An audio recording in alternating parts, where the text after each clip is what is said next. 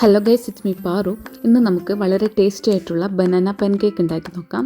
അതിനായിട്ട് ഞാനിവിടെ എടുത്തിരിക്കുന്നത് 2 വലിയ നേന്ത്രപ്പഴമാണ്. അത് നന്നായിട്ട് ഉടച്ചിട്ട് ഒരു കുഴമ്പ് രൂപത്തിലാക്കിയെടുക്കണം ഇതുപോലെ. ഇനി വേറൊരു പാത്രം എടുത്തിട്ട് അതിലേക്ക് കുറച്ച് മൈദ, നമ്മുടെ ആവശ്യത്തിനനുസരിച്ചിട്ടുള്ള മൈദ എടുത്ത്, ഞാനിവിടെ എടുത്തിട്ടുള്ള പാത്രം കുറച്ച് വെറ്റായിപ്പോയി, നിങ്ങൾ എടുക്കുമ്പോൾ ഡ്രൈ ആയിട്ടുള്ളത് എടുക്കുക.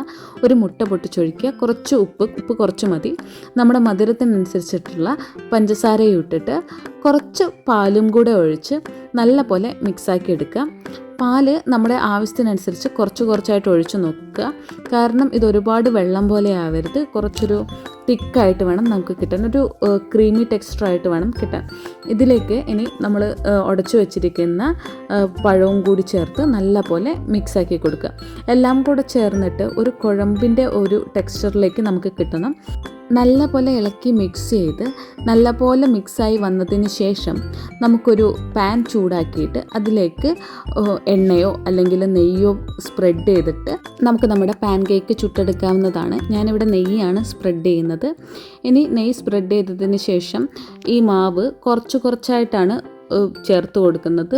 ദോശ പോലെ പരത്തിയെടുക്കുകയല്ല, ഒരു ചെറിയ സ്പൂൺ എടുത്ത് ഒഴിച്ച് അത് സ്വമേധയാ പരന്ന് വരാനുള്ള സാവകാശത്തിൽ ഒരു പാനിൽ തന്നെ ഒരു 5-6 എണ്ണമൊക്കെ നമുക്ക് ചുട്ടെടുക്കാവുന്നതാണ്.